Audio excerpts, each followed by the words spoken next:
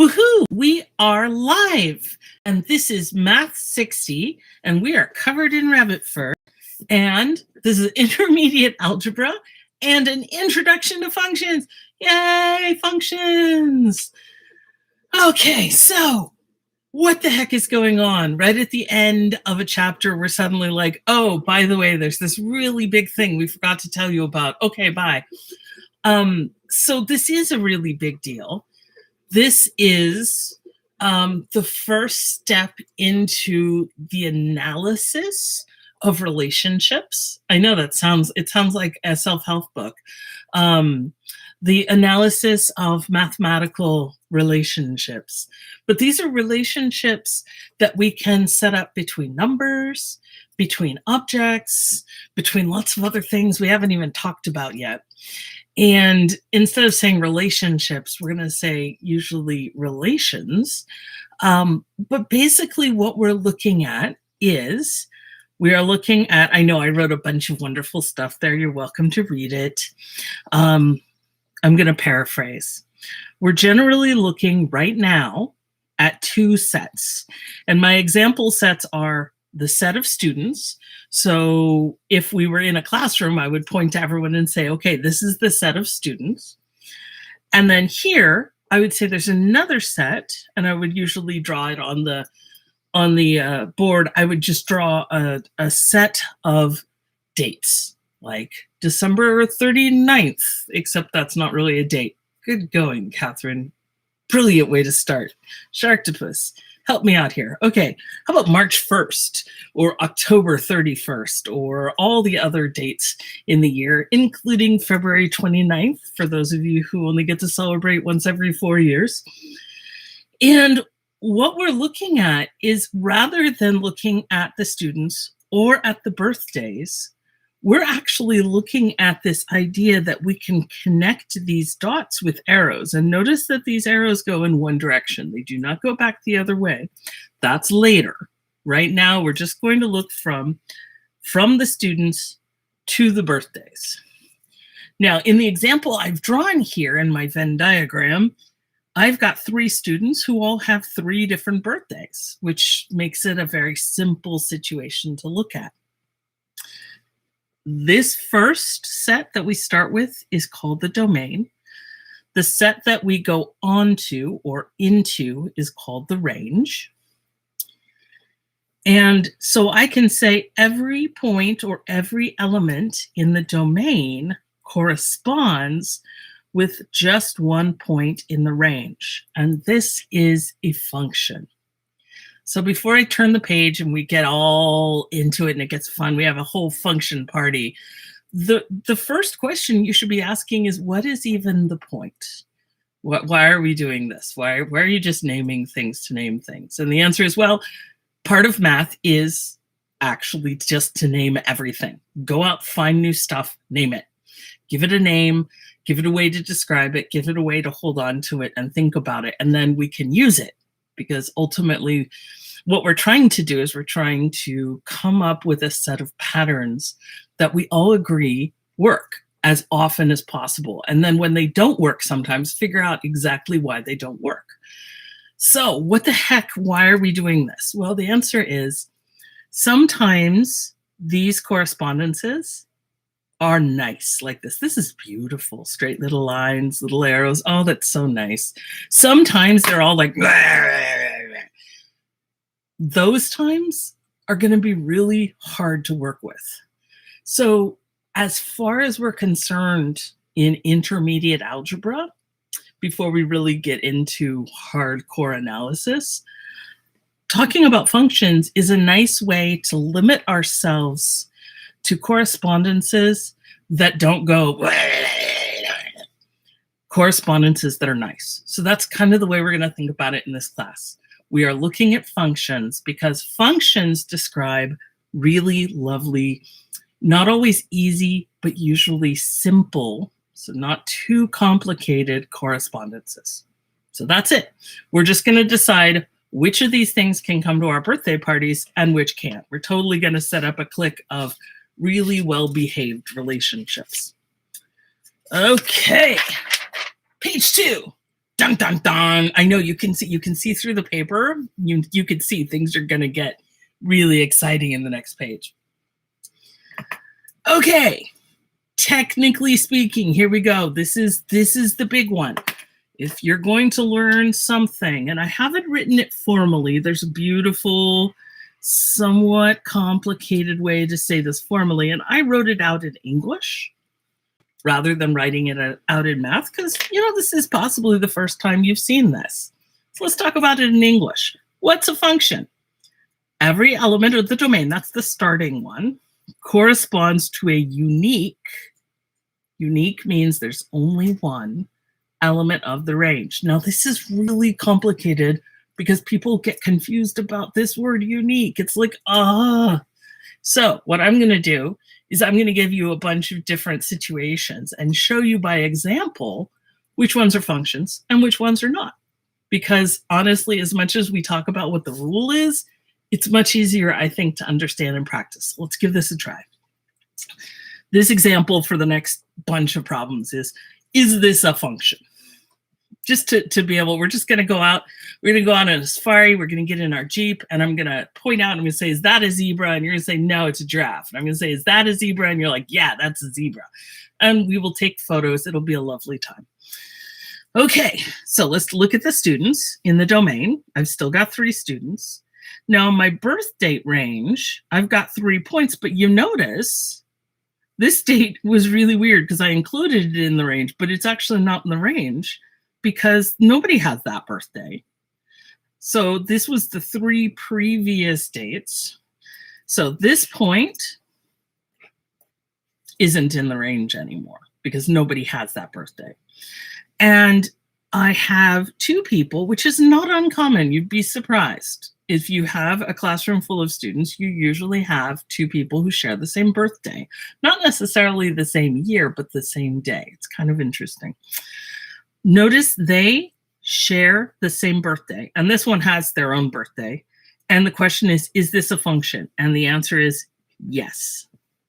This is a function. And immediately you should be like throwing your hands up. Don't throw your head up. It's painful. Throw your hands up and be like, seriously, you just said unique. And the answer is, yeah, but it's tricksy. This person has a single birthday. This person has a single birthday. The fact that they match is okay. This person does not have 2 birthdays. That's the problem. So what we're looking at is we want, in a function, we want one question to give us one answer. Right? Think about what you know about math. If I say, what is 2 times 4? You say, it's 8. Or hopefully you say it's 8. And I say, yes. And we've got a single answer. What is uncomfortable? Well, uncomfortable is if we do one question, more than one answer. Those get hard. That's when we call it English. Dun-dun-dun.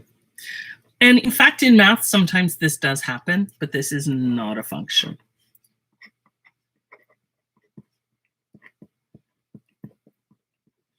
We want one question to go to one answer. Can the answers all match?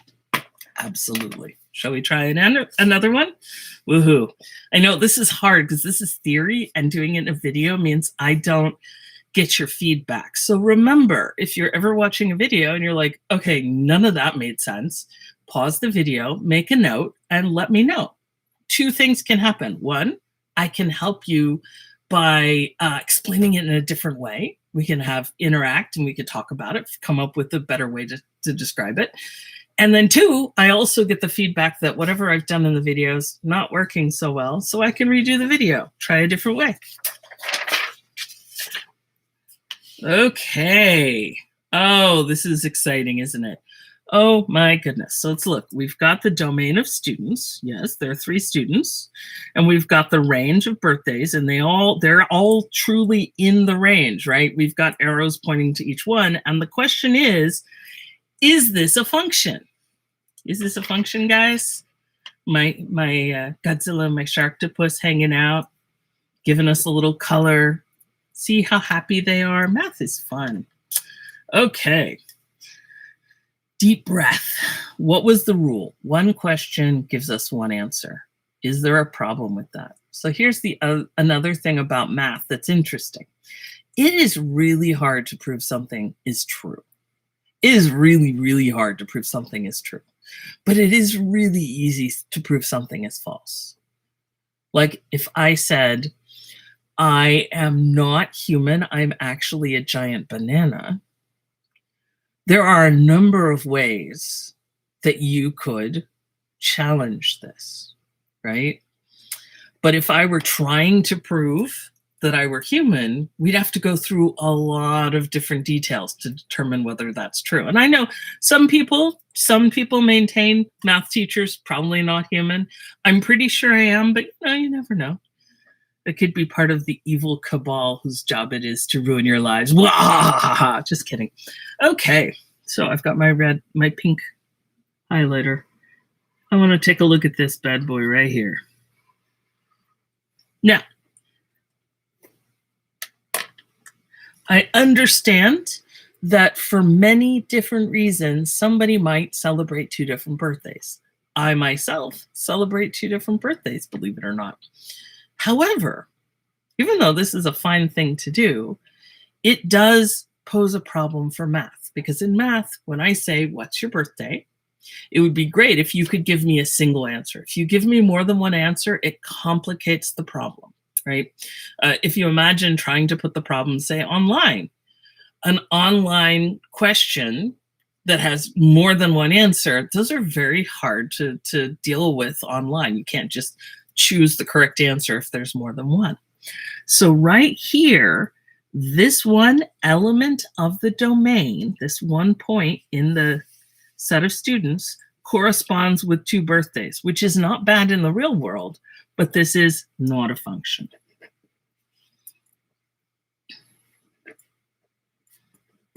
Let me write this out. One element. I always accidentally write elephant. My hand thinks that's hilarious.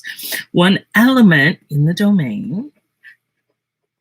I frequently do that in class when I'm writing on the board. One element in the domain corresponds. And you can say corresponds with or corresponds to.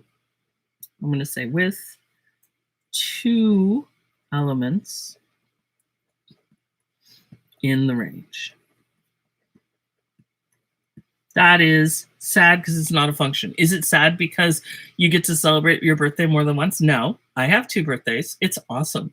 I have often figured out ways to get people to give me presents on both days. It's pretty awesome. I can be a princess twice. Okay, kind of, sort of. Let's keep going. So how else can we describe relations or relationships? Well, one of the ways we can look at relationships is by describing the sets with words. So rather than drawing a picture, I'm going to use words. The domain is all the students in a classroom. So if we were in class together, I'd say, okay, everybody, you guys are the elements of the domain. And the range is all possible colors.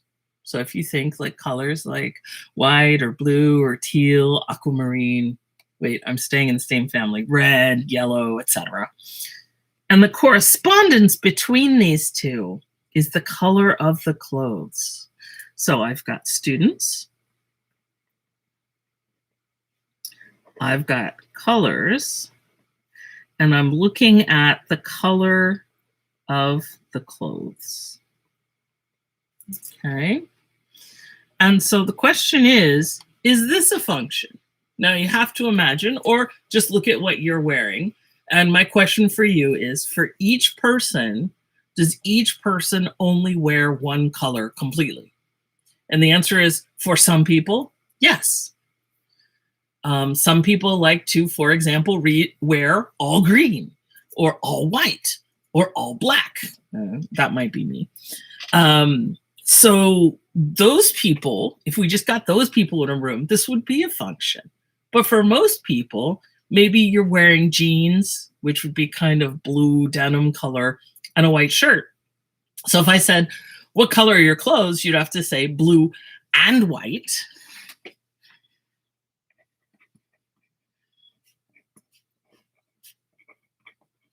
Oh, bleh. I don't know what bleh is. Apparently my brain has decided to respell blue in a less scary way. B-L-U-E. And white. Oh no, not a function. Okay. Now I'm gonna let you in on some things. Mathematicians get really, well, I get really tired of words.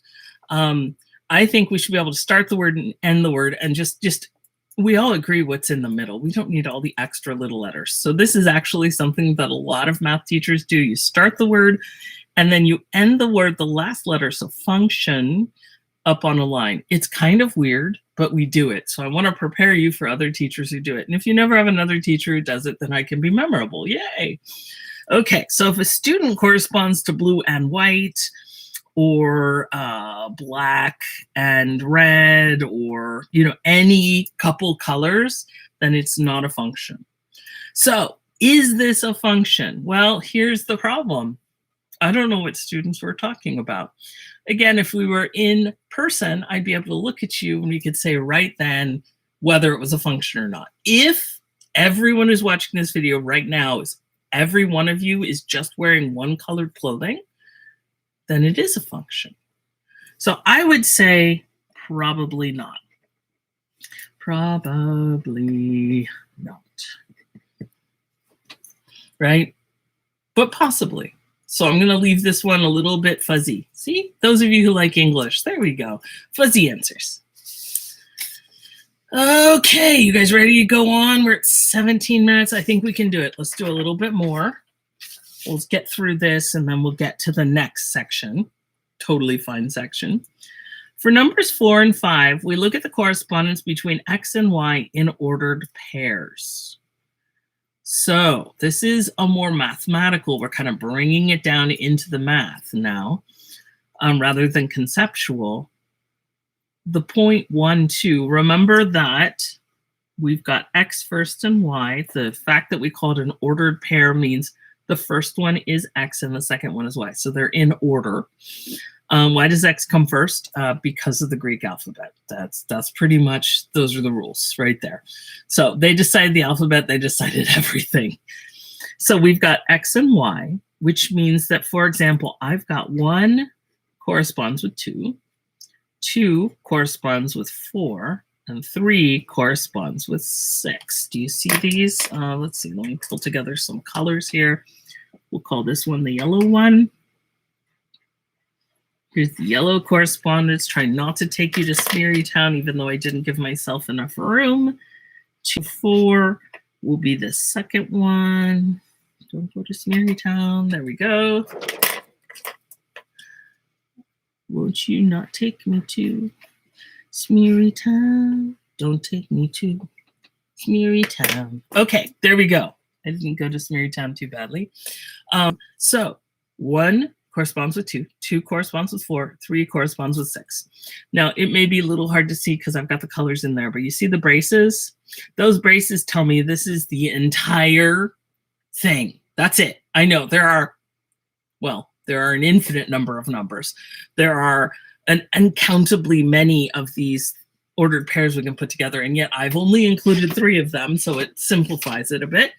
And so the question is, does any element of the domain correspond with more than one element of the range? And the answer is no. This is actually just like, if I can find it, this looks just like that 3 points goes to 3 points and there's no crossing the streams. So what's the domain? The domain is the set of starts. So that's the numbers you start with, 1, 2, and 3. Those are the X values. Usually the domain is the X's. After this class, we'll start getting fast and loose with that. And then we can start with anything we want. But for this class, generally the domain is going to be the set of X values. The range is the set of, so here's the domain. Oop. Let's not spell that backwards. And here's the range. So the range is the set 2, 4, 6. Oh, my hand is feeling uppity today. I like to think that I'm not dyslexic. My hand is dyslexic, but I don't know. Does this set describe a function? Absolutely, yes. Yes, it does. One question, one answer. One X value, one Y value. Life is good. Okay, let's go down to number 5. Ooh, dum, dum, dum. So what's happening here? Well, what's happening here is that we've got 3 points, but if I write them out, so I'm not sure I'm going to be able to do it with colors, so let me just try it without colors, see if that makes sense. If it doesn't, we'll try. 1 goes to 2, 2 goes to 4, but wait, 1 goes to, wait a minute, then 1 goes down here to 6. Uh-oh. That's where we have a problem. So if I say, if X is 1, what's Y? You would say, well, sometimes when X is 1, Y is 2, and sometimes when X is 1, Y is 6. The domain is set 1, 2. And here's the interesting thing. We can still talk about the domain and range, even if it's not a function. It's just where you start and where you end, the set of values that we get out. And again, domain, frequently the X values, range, frequently the Y values. Does it describe a function? No. So this would be what I would say is this is a perfectly fine relation or relationship. This set is a set. It's a real set. It's just a set that's going to be a little harder to work with, because if I ask you about what happens to 1, I'd say, well, sometimes he goes over to 2's house and sometimes he goes over to 6's house. And so you can't ever really be sure where 1's going to be. And that's going to make it hard to graph. That's going to make it hard to do work with it. And we're just going to say, you know what? This is a fine situation, but we're not going to let it into the secret club of functions. Functions are going to be the things that are nicer to work with. They're easier to work with. In this top one, I say, if you're looking for 2, where has 2 gone? 2 has gone to 4. We know that always, always, always. And in fact, in the future, if we're at 4 and we say, where did we start? We'll be able to go back to 2. Everything is really just nice. We've got what this is called a one-to-one correspondence. It's a special fancy function. This is the opposite. This isn't even a function. This is too complicated. Okay, so we're at just around 22 minutes, and the next section goes into graphing. So I think I'm going to stop here. We're going to go to another part later. So hopefully this makes sense. This is weird, and this is possibly the first time you've gotten some really meaty theory. So be gentle with yourself. Find a tutor, find me, ask me for lots of examples, ask me tons of questions, make me have to, take it on as a personal challenge to ask me a question that I would have to look up. That happens sometimes. People ask me a really detailed question. I think, oh my goodness, I don't know. Like, can you ever have a function with rainbows? I don't know. I'm just trying to come up with a hard question. I don't think that would be hard. We could discuss it. So, but take it on as a personal challenge. Challenge me. Make me look stuff up. Make me confused. Make me rethink my whole purpose in the universe. And then try your homework.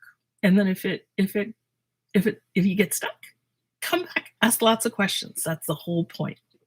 And then I will see you guys in the next video. Woohoo!